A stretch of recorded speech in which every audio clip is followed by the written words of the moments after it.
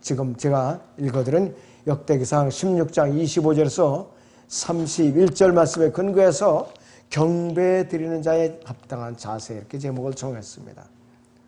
이 경배라는 것은 살아계시는 하나님께, 또 살아계시는 그분께, 신들 중에 신, 또 왕들 중에 왕이시고 주들 중에 주이시며 전능하실 뿐만 아니라 영원하신 분이, 또 알파와 오메가이신, 처음이요 마지막이신, 우주의 주인이신 그분을 우리는 숭배하는 것이에요. 그분을. 그러니까 이 경배는 소홀히 하면 된다 안 된다? 절대로 안 되는 거예요. 소홀히 하면 절대로 안 되는 것이요. 그리고 가족 모임, 이제 가정에서 예배드리는데 앞시고 지역교회 가니까 뭐 부대끼고 누구 싫고 쪼고저쪼고 하면서 가정에서 모이는 것들 있죠. 이거 대단히 잘못된 거예요. 굉장히 잘못된 거예요. 이 자세가. 그거는 경배가 아니에요. 그냥 자기들 편의한 대로 남한테 부대끼기 싫으니까 면피용으로 드리는 예배이지 경배가 아니라 이것이. 구약에서는 주의 전에 경배드리는 자들에게 복이 있다고 얘기하고 있어요. 여러분 시편 84편 4절을 같이 보겠습니다. 시편 84편 4절을 보겠습니다.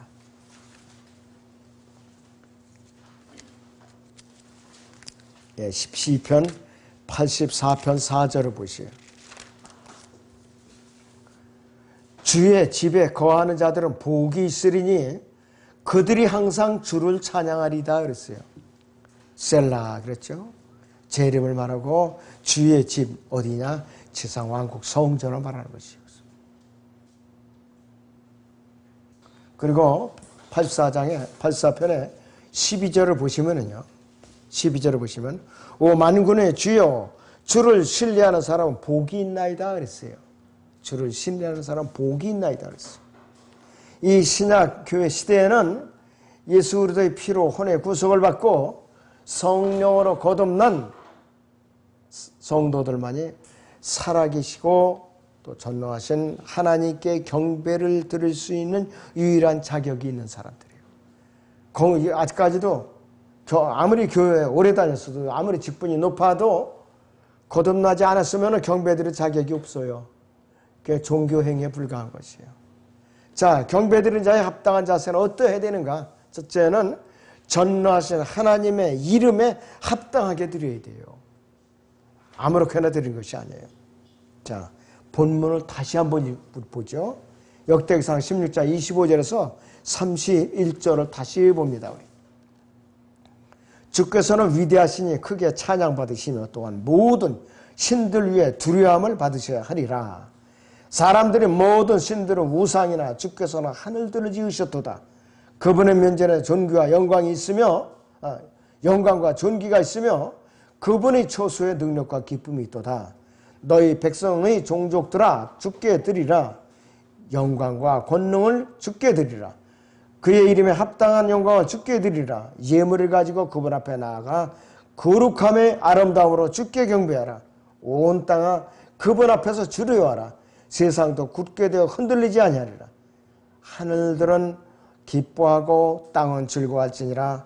사람들로 민족들 가운데서 주께서 치리하신다 하게 하라. 이렇게 말씀을 하고 있어요.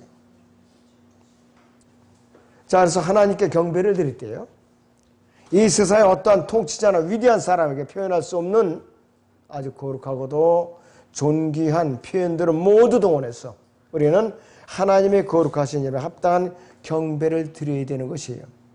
여기에 이 역대기상 본문 16장 25절에 31절에 나오는 이 용어들은 사람들이 함부로 쓸 수 없는 용어들이에요. 하나님께만 합당한 용어들이에요. 그것도 특별히 경배를 드릴 때에 합당한 용어들인 것이에요. 사람들이 이러한 용어들로 가르쳐낸다면 그 사람이 바로 우상이에요.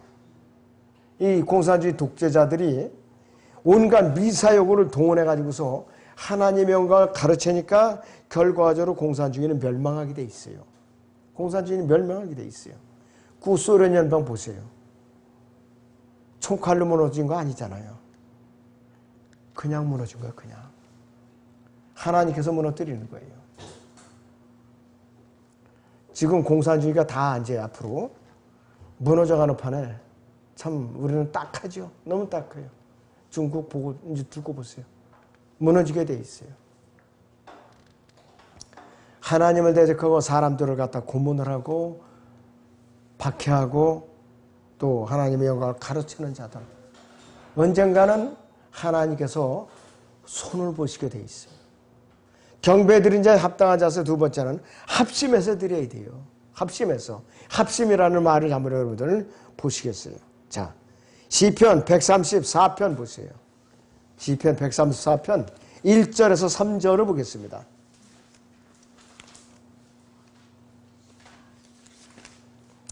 1절에서 3절을 보죠. 보라, 밤에 주의 손에 서 있는 너희 모든 주의 종들아 주를 송축하라. 성소에서 너희 손을 들고 주를 송축하라. 하늘과 땅을 지으신 주께서 시온에서 너희에게 복 주시기를 원하노라 그랬어요. 경배를 드리는데 혼자 드리는 것이 아니에요. 혼자 드리는 것이 아니에요. 주의 전에 서 있는 너희 모든 주의 종들아 주를 송축하라 했어요. 너희 주의 모든 종들이라 그랬어요. 합심해서 하나님을 송축하고 경배드리라고 말씀하고 있는 것이죠.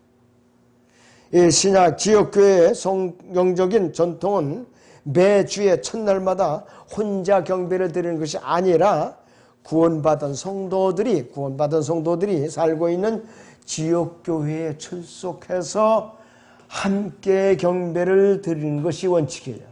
성경적이에요. 하나님께서는 거듭난 성도, 개개인의 몸 안에 성령으로 내주에 계신과 동시에 함께 모여서 주님의 이름으로 경배해 드리는 성도들 가운데 임재하셔요. 이건 사람들이 모르는 것이에요. 이 사람들이 모른다 이것이. 찬송을 부를 때도 합심해서 힘차게 부를 때 구원받은 기쁨과 감사가 더욱 넘치고 하나님께서 더욱 기쁘시게 받아주시는 거예요. 혼자 따로 경배드린다, 따로 예배드린다. 그거는 가장 바보스러운 사람들의 짓이에요. 그리고 경배드리는 자에 합당한 자세는 세 번째는 뭐냐? 신실한 마음으로 드려야 돼요. 건성으로 드려서는 안 된다는 소리예요. 건성으로 드려서는 안 된다는 것이에요. 시편 65편 보세요. 시편 65편 1절에서 4절을 보겠습니다.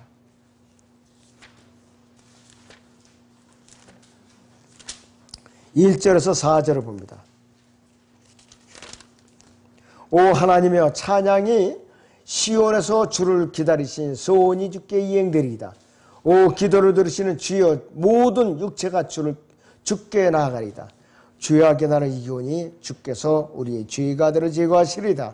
주께서 택하시고 가까이 오게 하사 주의 뜰들에 거하게 하시는 사람은 복이 있나이다. 이렇게 말씀을 하고 있어요.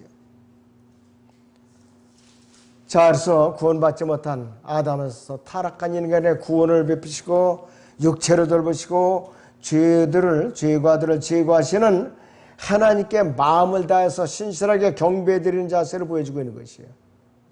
경배드리는 자세를. 그러니까 혼자 경배드리는 것보다 합심해서 모여서 경배드리는 것이 그 능력이 폭발적으로 역사하시는 거예요. 폭발적으로. 시편 95편 6절을 보죠. 시편 95편 6절을 봅니다.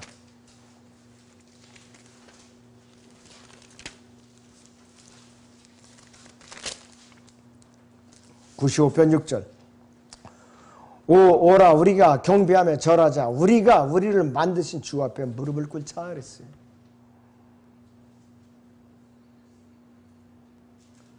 우리가 예수 그리스도께서 갈보리 십자가에서 흘리신 보혈의 공로로 혼의 구속을 받고 성령으로 거듭나서 하나님의 자녀가 된 일에 대해서 다윗과 같은 심정으로 경배드리는 삶을 진지하게 살고 있는가? 우리는 이 시간을 통해서 한번 우리 마음을 점검해 볼 필요가 있어요. 그리고 시편 23편 6절에서도 진실로 선하심과 자비하심이 내 생의 모든 날 동안 나를 따르리니 내가 주의 전에 영원히 거하리로다. 이렇게 고백하고 있어요. 요거 복음성가도 있죠.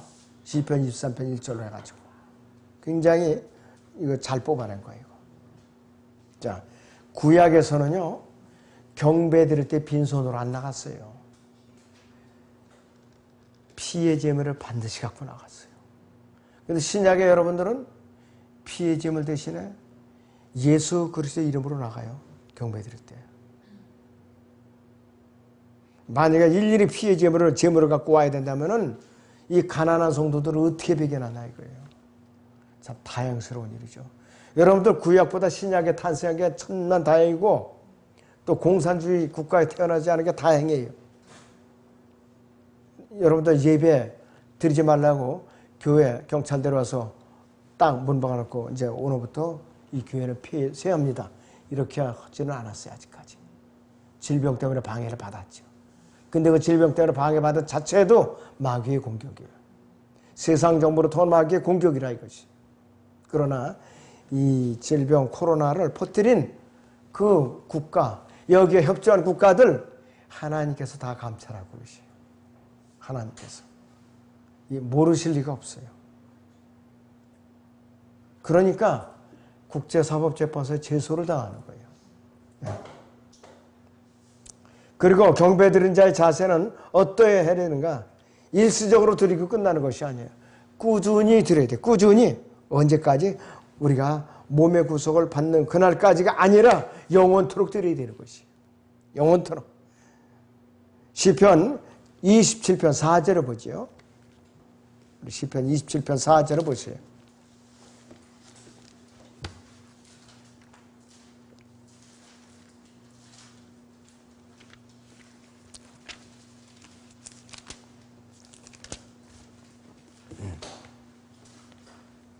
내가 주께 바라던 한 가지 일 그것을 내가 구하리니 곧 내 생의 모든 날 동안 주의 집에 거하며 주의 아름다움을 바라보는 것과 그의 성전에서 아뢰는 것이라 그랬어요. 교리적으로는 지상왕국 성전이에요. 그러나 우리는 영원토록 셋째 하늘로 올라오면 영원토록 주님 앞에 경배를 드리게 돼 있다 이것이요.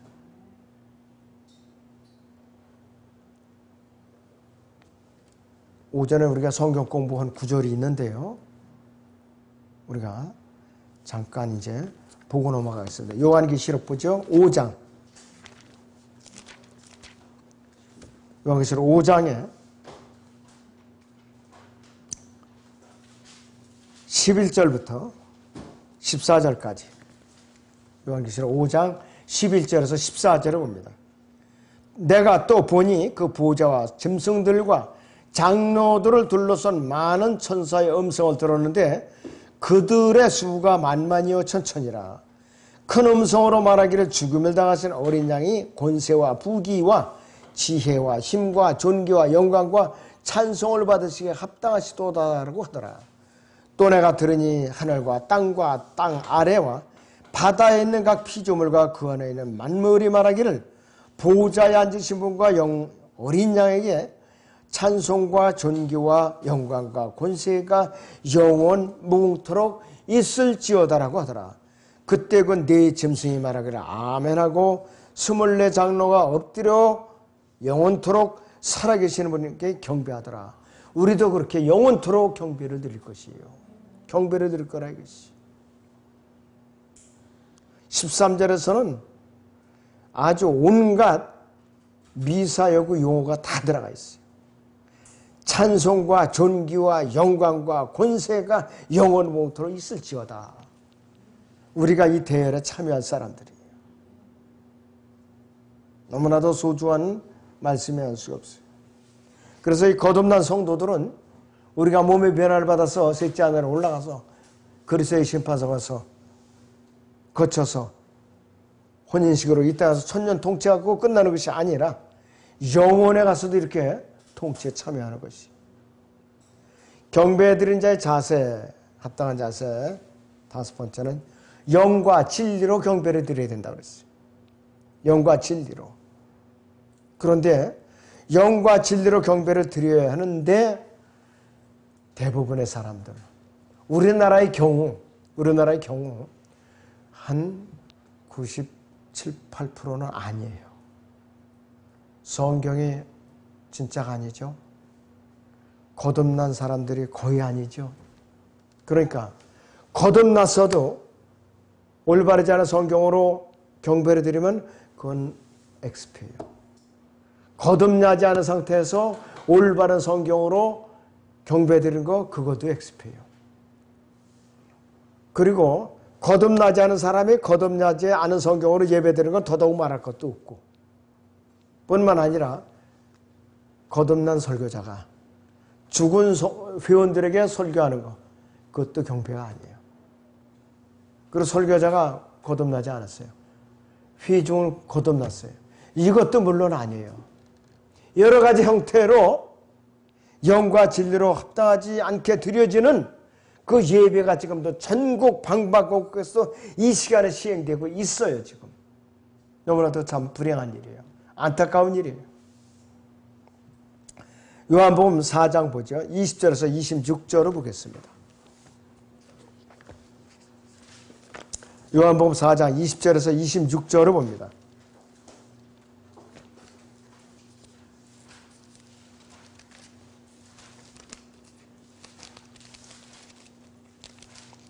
요한복음 4장에 20절에서 26절을 봅니다. 우리 조상은 이 산에서 경배를 드리는데 당신들은 경배 드려야 할 것이 예루살렘에 있다고 말하나이다 라고 하니 예수께서 그녀에게 말씀하시기를 여인아 나를 믿으라. 너희가 이 산에서나 예루살렘에서도 하나님께 경배하지 않을 때가 그때가 오리라. 너희는 너희가 알지 못하는 것을 경배하고 우리는 우리가 경배하는 것을 하나니 이는 구원이 유대인에게서 나오기 때문이라. 이는 구원이 유대인에게서 나오기 때문이라 그랬어요. 유대인들입니다. 거기. 예. 그러나 참된 경배자들이 아버지께 영과 진리로 경배 드릴 때가 오나니 바로 지금이라 그랬어요. 바로 지금이라 그랬어요.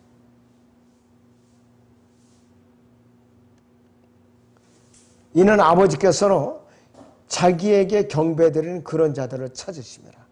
하나님은 한 영이시니 그분께 경배드리는 자들은 영과 진리로 경배드려야만 하리라고 하시니라. 그 여인이 주께 말씀드리기를 나는 그리스도라 하는 메시아가 오실 줄 아나이다. 그분이 오시면 우리에게 모든 일들을 말씀해 주실 것이니다라고 하니 예수께서 그녀에게 말씀하시기를 너와 말하고 있는 내가 그니라고 급소를 찔러버렸어요. 경배의 참된 의미를 우리가 알아야 돼요. 잘 우리가 알아야 된다 이거죠. 경배를 드리는 장소의 문제는 그 당시에 유대인들과 사마리아인들에게 끊임없는 논쟁거리가 되어 왔어요. 끊임없는 논쟁거리가 되어 왔어요. 복음을 전할 때 흔히 경험하는 것처럼 주인의 양심은 자신의 죄의 문제를 본능적으로 피하고자 애를 쓰는 것이에요. 본능적으로 피하려고 애를 쓰고 있어요. 이것을 우리는 이 사마리아 여인이라는 우물가의 여인이라는 한 여인이 죄를 지적하는 이 진리의 칼날을 말씀의 칼날을 피하기 위해서 자꾸 화제를 돌려서 빠져나가려고 애쓰는 것을 우리가 알 수가 있어요. 그러나 이 죄인이 이 여인에게 이 산이나 저 예루살렘 아무것도 해결해 줄 수가 없는 거예요. 이 여인에는 장소가 문제가 아니라 이것이에요. 예수님께서는 계속해서 그녀에게 경배드릴 장소가 문제가 아니다. 이건 무익하다. 의미가 없다 이것이에요. 그녀에게 필요한 것은 논쟁이 아니라 구원이기 때문에 경배드릴 장소가 문제가 아니라 경배드릴 사람이 문제라고 일깨워주실 거예요. 그래서 그 여인이 죄인이라는 것을 빠져나갈 수 있는 탈출구를 예수님께서 다 막아버렸어요. 빠져나가지 못하게. 그래서 26절을 다시 보시면은 예수께서 그녀에게 말씀하신 너와 말하고 있는 내가 그니라 이거예요. 예루살렘도 아니고 이 사마리아도 아니다. 바로 너희가 찾고 있는 구원자인 나를 갖다 믿으면 구원받는 거라 이것이. 그때야 예언이 깨달은 것이. 그래서 이 요한복음 4장 23절에 24절에 이 문제의 말씀은 하나님의 명령이에요. 인간에게는 선택의 여지가 없는 거예요. 우리 선택권이 없어요. 무조건적인 명령이라 이것이. 그리고 예수님께서는 밤에 몰래 찾아왔던 니고데모에게 뭐라고 말합니까? 요한복음 3장 7절에서 거듭나야만 한다 이거예요. 두 번째로 모태에 들어갔다고 나오는 것이 거듭나는 것이 뭡니까? 이렇게 물어봤죠.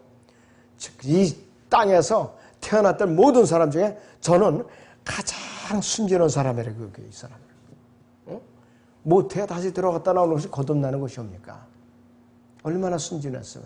그 당시에 사내들인 멤버 70명 중에 한 명이에요. 지금을 말하면 국회의원 중에 한 사람이에요. 우리나라 국회, 이거는 국회도 아니야, 이건. 오합지졸이지. 완전히. 자기들, 이속을 위해서 있는 집단밖에 안 되지만, 그 당시에 사내들인 멤버는 굉장히 위험이 있었어요.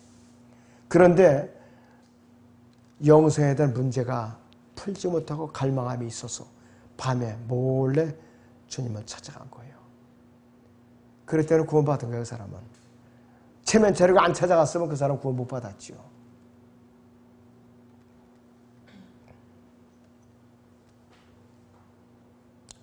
제 아무리 많은 사람들이 찬양을 멋게 부르고 눈물로 기도를 하고 설교를 들을 때마다 아멘 아멘 하고 두 손으로 법석을 떨더라도 거듭나지 않으면 무슨 소용이 있어요.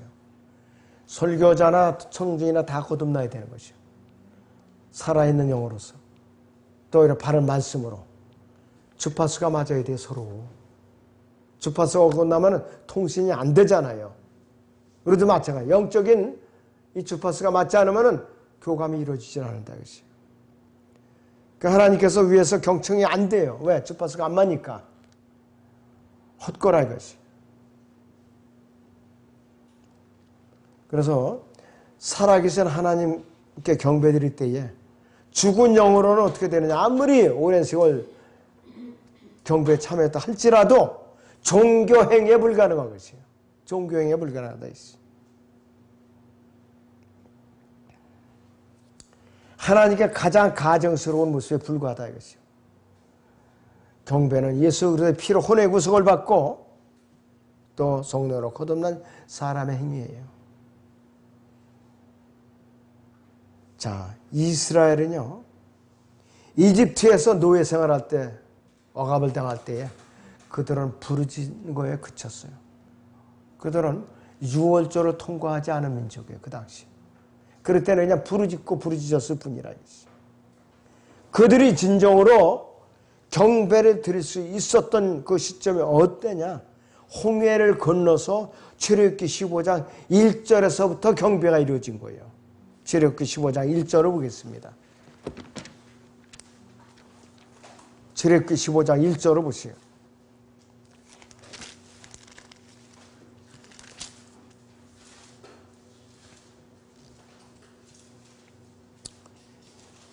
이때 모세와 이스라엘 자손들이 주께 이 노래를 노래하고 고하여 말씀드리기를 내가 주께 노래하리니 주께서 영광스럽게 승리하셨으며 말과 그 탄 자를 바닷속으로 빠뜨리셨습니다. 그랬습니다. 빠뜨리셨습니다. 주는 나의 힘이요 노래시며 주는 나의 구원이 되시도다. 주는 나의 하나님이시며 내가 주께 처소를 예비하겠으며 내 조상의 하나님이신 주를 드높이리로다. 주는 전사시요 주는 그분의 이름이로다. 파라오의 병거들과 그의 군대를 바닷속에다 던져놓으시고 그가 택한 대장들도 홍해에 빠뜨리셨도다. 깊은 물이 그들을 덮쳤더니 그들이 돌처럼 바다에 가라앉히셨도다. 오 주여 주의 오른손이 능력으로 영화롭게 되셨나이다. 오 주여 주의 오른손이 대적을 산산조각내셨나이다. 주의 탁월하신 위대함으로 주께서는 주를 대적하여 일어선 그들을 뒤집어 부셨나이다. 주께서는 주의 진노로 보내사 그들을 그루터기같이 사르셨나이다. 주의 콧김으로 물들이 함께 모였으며 큰 물들이 무더기처럼 일어서고 그 기품이 바다의 심장 가운데 응결되었나이다. 이렇게 진정으로 이스라엘 민족의 역사상 처음으로 경배가 이루어진 것이에요. 경배는 마음으로부터 진심으로 나와야 되는 것이에요. 그래서 거듭난 사람을 할지라도 혼적인 열심으로 나가거나 마음은 다른 곳에 있어요. 몸만 여기에 와 있어요. 몸만. 머릿속으로는 어디 가서 무슨 일을 내가 볼일 봐야 되는데 또 내가 뭘 해야 되는데 그렇게 테이블 밑에다 이렇게 그냥 문자 메시지 주고받고 이거는 경배가 아니에요. 이미 그 순간에 경배는 이미 벌써 하나님의 경배는 아니에요. 어긋난 거라 이것이. 영을 집중해서 하나님께 드려야 되는 것이라 이것이. 자, 근데 이 시대의 모든 종교의식은요, 음악과 분위기에 좌우되는 혼적인 의식들이 대부분이에요. 혼적인 의식들. 교회 안에서도 원찬송가를 개작한 거, 그 다음에 편곡한 거, 이거 전부 아니에요. 요즘 나오는 그 복음성가들 있죠? 위험하기 짝이 없어요. 안 된다 이것이. 그래서 올바르지 못한 성경에 바탕을 둔 예배 행위, 하나님께는 어떻게 되는 거야? 가증하는 게 불가하다 이것이. 아무리 웅변에 기교를 더하고 또 감각을 더하고 설득력이 있고 가슴을 뭉클하게 하는 그러한 인기가 있는 설교를 할지라도 또 회중들에게 온갖 여러 가지로 감정을 일으키는 그러한 감동을 줄 수 있는 설교를 할지라도 영과 진리로서 이루어지지 않으면 이거는 종교행위에 불과한 거예요. 오해하시면 안 돼요, 여러분들. 제가 설교가 거칠어서 변명하는 거 아니에요. 그리고 제가 말 표현이 부족해서 변명하는 것이 아니에요. 성경적으로 그렇더라 이것이에요. 성경적으로. 여러분들 예수님이 사복음서 설교 보세요. 미사역으로 동원한 게 한 군데도 없어요. 또 이렇게 아름다운 표현 쓴 데 한 군데도 없어요. 보세요, 여러분들. 여러분들 마태복음 23장 보세요. 서기관들, 바리새인들 이런 사람들을 향해서 분명히 설교예요. 근데 저주의 설교예요. 아름다운 말투가 하나도 없어요. 부드러운 말투가 하나도 없어요.